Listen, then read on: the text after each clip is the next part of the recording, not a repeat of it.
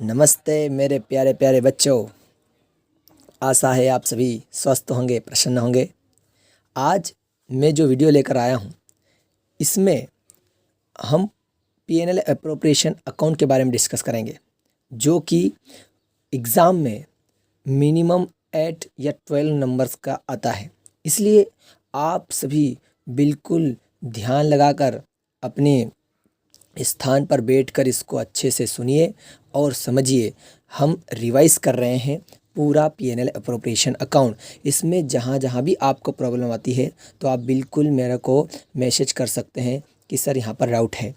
लेकिन मैं वैसे तो पूरा एक्सप्लेन नहीं करूँगा क्योंकि शॉर्ट वीडियो बनाऊँगा, लेकिन अगर थोड़ा कोशिश करूँगा, प्रयास करूँगा समझाने का। लेकिन उसके बाद भी अगर आपको कुछ प्रॉब्लम आती है तो बिल्कुल बेझिझक मुझे मैसेज कर दीजिएगा कि सर ये प्रॉब्लम आ रही है, तो मैं आपको डाउट सॉल्व कर दूँगा। तो चलिए शुरुआत करते हैं। देखिए, जो पार्टनरशिप फर्म है वो पूरी जो पार्टनरशिप फर्म मिला करके 36 मार्क्स का, यानी कि 36 नंबर, 80 में से 36 नंबर का पार्टनरशिप फर्म में से आता है। और जो आज हम डिस्कस करने जा रहे हैं यानी कि फंडामेंटल्स ऑफ पार्टनरशिप फर्म, तो इसमें से जो क्वेश्चन आएगा 12 नंबर का आएगा।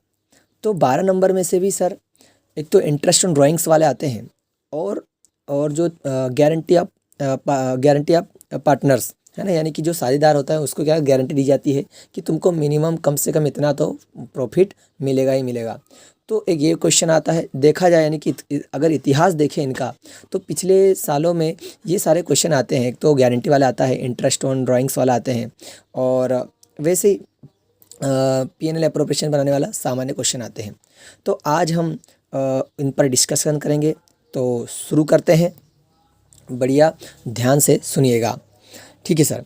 तो लाभ हानि समायोजन खाता, पीएनएल मतलब profit and loss appropriation account.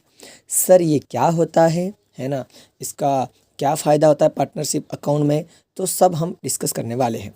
तो सबसे पहले मैंने पॉइंट बनाकर रखे हैं कि सर सबसे पहला जो इसमें इम्पोर्टेंट नोट्स है कि जो लाभ हानि खाता है ना, यानी कि profit and loss appropriation account is prepared by partnership firm to distribute profit among its partners. यानी कि लाभ हानि समायोजन खाता होता है जो साझेदारी फर्म होते हैं उसके द्वारा जो लाभ हानि समायोजन खाता होता है वो क्यों बनाया जाता है, क्योंकि जो साझेदार होते हैं उनके बीच में जो लाभ है उसको बांटने के लिए। यानी कि सर हम पीएनएल अप्रोप्रिएशन जो पार्टनर्स होते हैं साझेदारी फर्म में उनके बीच में उस प्रॉफिट को डिस्ट्रीब्यूट करने के लिए हम बनाते हैं लाभ हानि समायोजन खाता। देखिए, वैसे तो इसको हिंदी मीडियम वाले भी सुन रहे हैं, इंग्लिश मीडियम वाले भी सुन रहे हैं। मैं पूरी कोशिश कर रहा हूँ हिंदी में भी थोड़ा एक्सप्लेन करूँ और इंग्लिश में भी एक्सप्लेन करूँ, तो आप थोड़ा मैनेज करके इसको बिल्कुल समझ लीजिएगा। ओके, आगे बढ़ते हैं। तो सर सबसे पहला पॉइंट पढ़ा हमने कि जो पीएनएल अप्रोप्रिएशन अकाउंट होता है वो जो साझेदारी फर्म होते हैं उसके द्वारा तैयार किया जाता है। और क्यों तैयार किया जाता है, ताकि जो पार्टनर्स होते हैं उनके बीच में जो प्रॉफिट है वो डिस्ट्रीब्यूट किया जाए। ठीक है सर। सेकेंड पॉइंट है, it is prepared after preparing profit and loss account. यानी कि ये जो खाता होता है, ये जो अकाउंट होता है, ये कब बनाया जाता है, सबसे पहले हम प्रॉफिट एंड लॉस अकाउंट बनाएंगे, उसके बाद हम तैयार करते हैं पीएनएल अप्रोप्रिएशन अकाउंट। यानी कि सर सबसे पहले हम लाभ हानि खाता बनाएंगे, उसके बाद बनाया जाता है लाभ हानि समायोजन खाता। ठीक है सर, आगे बढ़ते हैं। तो सर जैसा कि हम 11th क्लास में हमने डिस्कस किया था, फाइनल अकाउंट जब पढ़ रहे थे, तो फाइनल अकाउंट में जो देखिए 11th क्लास में सोल ट्रेडर था, यानी कि एक अकेला व्यक्ति ओनर था और जितना भी प्रॉफिट एंड लॉस होता था उस अकेले व्यक्ति को ही मिलता था। तो हम थोड़ा देखते हैं कि 11th क्लास में हम ट्रेडिंग अकाउंट जब फाइनल अकाउंट बना था सोल प्रोप्राइटर का, तो कैसा बना था। तो देखिए जो ट्रेडिंग अकाउंट है, ये ट्रेडिंग अकाउंट में हम क्या लिखते हैं, सबसे पहले ये वाली साइड में लिखते हैं क्या, ओपनिंग स्टॉक, परचेसेस, और इधर क्रेडिट साइड में लिखते हैं सेल्स, क्लोजिंग स्टॉक, और लास्ट में जो इसका बैलेंस निकलता है तो यहाँ से ट्रेडिंग अकाउंट से हमको क्या प्राप्त होता है, टू ग्रोस प्रॉफिट। ठीक है सर। और जो ग्रोस प्रॉफिट है, ये ग्रोस प्रॉफिट हम पीएनएल अकाउंट में ले जाते हैं, कहाँ पर, क्रेडिट साइड में।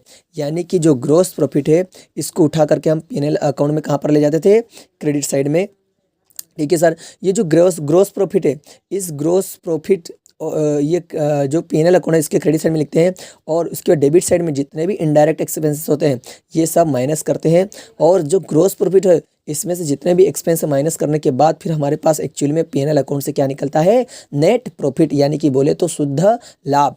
और जो ये शुद्ध लाभ होता है, इस शुद्ध लाभ को हम बैलेंस शीट में कहाँ पर ऐड करते थे, बैलेंस शीट में कैपिटल में, यानी कि कैपिटल में हम नेट प्रॉफिट को ऐड कर देते थे और ऐसा निकलता था, यानी कि बैलेंस शीट में एसेट और ये दोनों ऐसे करते। यानी कि सर जो 11th क्लास में हम पढ़ रहे थे, तो 11th क्लास में हमने ट्रेडिंग अकाउंट बनाया था, P&L अकाउंट बनाया था, और जो बैलेंस शीट बनाई थी, यानी कि इसमें केवल अकेले व्यक्ति के लिए बनाई थी, और अकेला व्यक्ति मतलब सिंगल ओनर होता था और सोल ट्रेडर। और सोल ट्रेडर क्या करता था, सोल ट्रेडर को जितना भी P&L अकाउंट में नेट प्रॉफिट होता था उसको हम किसको डिस्ट्रीब्यूट कर देते थे, केवल सिंगल ओनर को और उसकी कैपिटल में ऐड करते थे। लेकिन अब हम जो ट्वेल्थ क्लास में आए हैं, ट्वेल्थ क्लास में हम पढ़ रहे पार्टनरशिप, यानी कि सर 11th क्लास में सिंगल ओनर था, अब ट्वेल्थ क्लास में 2 पार्टनर्स हो गए, यानी कि एक से अधिक व्यक्ति ओनर है, यानी कि पार्टनरशिप फर्म हो गई, और यानी कि 2 और मोर पार्टनर्स इसमें इंक्लूड होंगे। तो इसलिए इसमें जब ट्रेडिंग अकाउंट बनाएंगे तो यहाँ से जो जीपी निकलेगा, यानी कि ग्रोस प्रॉफिट, इसको तो हम P&L अकाउंट में क्रेडिट में लिखेंगे जीपी, इसमें से इनडायरेक्ट एक्सपेंसेस माइनस करने के बाद हमारे पास निकलेगा टू नेट प्रॉफिट। लेकिन ये जो नेट प्रॉफिट है, इस नेट प्रॉफिट में से अब हम क्या करेंगे, अब अगर सिंगल ओनर होता तो मैं सीधा उसकी कैपिटल में ऐड कर देता, लेकिन ये जो नेट प्रॉफिट है अब मैं इसको कहाँ पर ऐड करूँगा सर, अब पार्टनरशिप फर्म में सर सिंगल ओनर तो है ही नहीं, पार्टनरशिप में तो सर बहुत सारे पार्टनर्स हैं। तो अब इसके लिए मैं क्या करूँगा, जो P&L अप्रोप्रिएशन अकाउंट है, P&L अप्रोप्रिएशन इसके बाद उनको बनाना पड़ेगा। इसीलिए हमको जो 12th क्लास में जो पार्टनरशिप फर्म है, इसीलिए हमको P&L अप्रोप्रिएशन अकाउंट बनाने की आवश्यकता पड़ रही है। क्यों?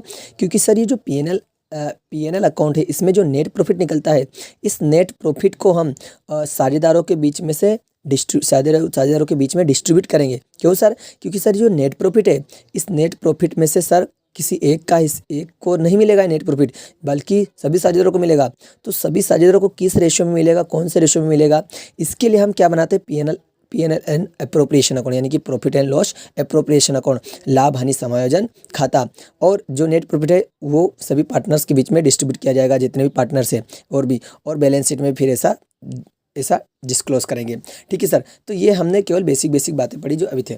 लेकिन अब हम एक क्वेश्चन के माध्यम से सॉल्व करते हैं, समझते हैं कि सर P&L अप्रोप्रिएशन कैसे प्रिपेयर किया जाता है।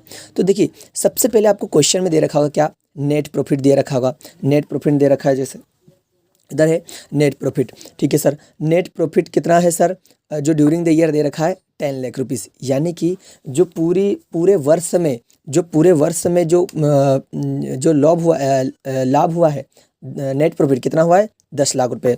उसके बाद देखिए जो कैपिटल है ना, कैपिटल देखो, पार्टनर्स कौन कौन है, लल्लू राम है और बल्लू राम है, यानी कि 2 पार्टनर हैं, लल्लू राम और बल्लू राम।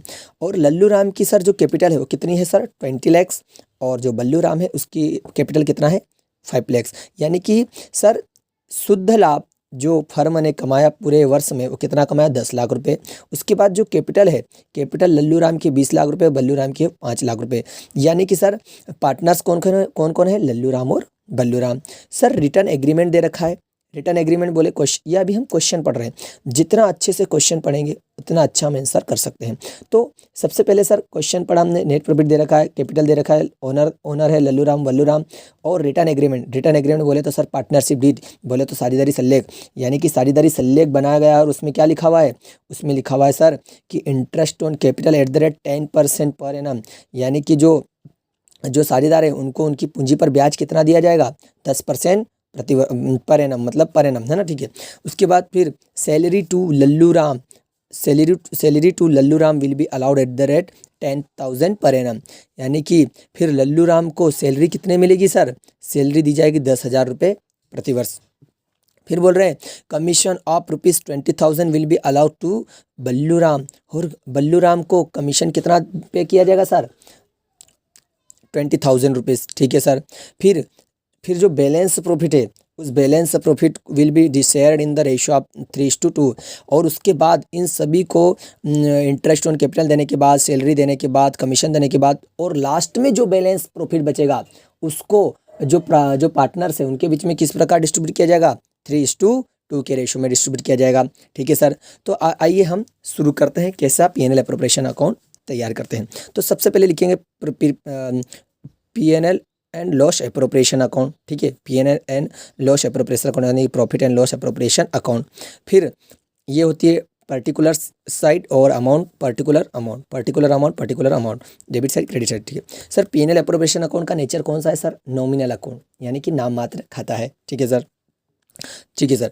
अभी सर ये जो देखो नेट, अभी देखो सबसे पहले क्वेश्चन में देख नेट प्रॉफिट कितना दे रखा था सर? नेट प्रॉफिट दे रखा 10 लाख रुपीज़। यानी कि सर P&L अप्रोप्रिएशन अकाउंट में जितने भी इनकम्स होंगे, जितने भी फायदे होंगे, है ना, फर्म के लिए फ़ायदे किधर लिखेंगे? नेट प्रॉफिट क्रेडिट में लिखेंगे, इधर क्रेडिट साइड में लिखेंगे P&L अप्रोप्रिएशन के। और जितने भी खर्चे होते, जितने भी घाटे होते हैं वो किधर लिखेंगे? इधर लिखेंगे डेबिट साइड में। ठीक है सर, तो P&L appropriation account sir net profit लिखा हमने। नेट प्रॉफिट कितना है सर? 10 लाख रुपीज़। ये क्या सर हमने सेल पे लिखा क्या? नहीं सर, क्वेश्चन में इधर रखा, कहाँ है? इधर 10 लाख। यानी कि सर नेट प्रॉफिट लिखेंगे पहले, सबसे पहले बाय नेट प्रॉफिट कितना? 10 लाख लिख लिया सर। ठीक है, आगे बढ़ते हैं। उसके बाद फिर जैसा जैसा जैसा पार्टनरशिप डीड बोलती है वैसा वैसा हम करेंगे। और अगर पार्टनरशिप डीड में कुछ मेंशन नहीं है तो फिर हम इंडियन पार्टनरशिप एक्ट 1932 के अकॉर्डिंग हम सब डिसीजन लेंगे सर। ठीक है सर, लेकिन इधर एग्रीमेंट बनाया गया, पार्टनरशिप डीड बनाई गई, इसलिए हम उसके हिसाब से चलेंगे। तो क्या बोल रहे sir? Interest on capital eight the rate 10% per annum. मतलब सर जो साझेदार हैं वो उनको उनकी पूंजी पर ब्याज कितना दिया जाएगा सर? 10% पर एनम, मतलब प्रतिवर्ष। ठीक है, तो सर इसके लिए हम इंटरेस्ट ऑन कैपिटल, यानी कि बताओ लल्लू राम की कैपिटल कितना था सर?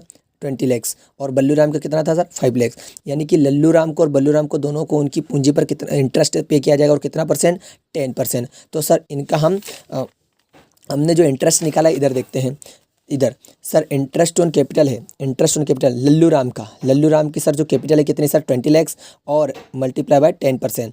तो सर हमने जो निकाला, जो उसकी जो 10% उसको जब माइनस करने के बाद, कैलकुलेट करने के बाद जो लल्लू राम की जो कैपिटल है कितनी है सर? 2 लाख रुपीज़। उसके बाद सर बल्लू राम की जो कैपिटल थी कितनी? 5 लैक्स। 5 लैक्स का 10% निकालेंगे तो कितना आएगा? 50,000। और बल्लू राम की आ गई। ठीक है सर, तो हम इनको लिखेंगे किधर? इधर लिखेंगे क्या? To interest on capital, Lallu Ram's capital और बल्लू राम्स कैपिटल। लल्लू राम्स कैपिटल कितना है सर? 2 लैक्स। बल्लू राम्स की कैपिटल कितना है? 50,000। और टोटल इधर लिखेंगे कितना बाहर? कितना? 2,50,000। ठीक है सर, उसके बाद फिर salary to Lallu Ram will be allowed at the rate 10,000 per annum. Salary Lallu Ram को कितना मिलेगी सर? 10,000 रुपये। तो लिखेंगे टू सैलरी, और टू सैलरी लिखेंगे और उधर लिखेंगे लल्लू राम्स कैपिटल अकाउंट 10,000। उसके बाद सर नेक्स्ट लिखेंगे commission of rupees 20,000 will be allowed to Ballu Ram.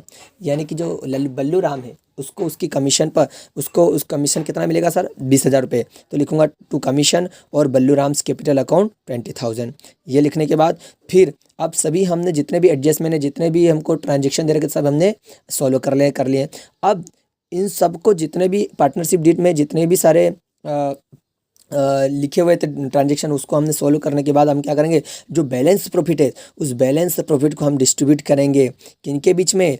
Lallu Ram और बल्लू राम, मतलब पार्टनर्स के बीच में। और कौन से रेशो में सर? 3:2 के रेशो में। तो सर आइए हम उनको बैलेंस प्रॉफिट जो है उनको शेयर करते हैं। ठीक है, तो सर सबसे पहले तो बताइए सर हमारा जो बैलेंस प्रॉफिट निकला कितना? ठीक है सर, इधर नेट प्रॉफिट 10 लाख है सर, बड़ी साइड के इधर यानी कि दोनों साइड में जो बड़ी साइड है उधर दोनों साइड लिखते हैं। 10 लाख इधर है, 10 लाख इधर भी लिखेंगे, 10 लाख इधर भी लिखेंगे। उसके बाद 10 लाख में से सर जो कैपिटल है कितना है सर? इधर 2.5 लाख रुपये माइनस करेंगे, और उसके बाद 10,000 माइनस करेंगे, 20,000 माइनस करेंगे। यानी कि टोटल कितना माइनस करेंगे? 10 लाख में से, 10 लाख में से सर 2,80,000 रुपये माइनस करेंगे। 10 लाख में से 2,80,000 माइनस करेंगे तो सर 7,20,000 रुपीज़ आता है। सर ये जो 7,20,000 रुपये है, ये 7,20,000 रुपये को हम कौन से रेशो में बांटेंगे?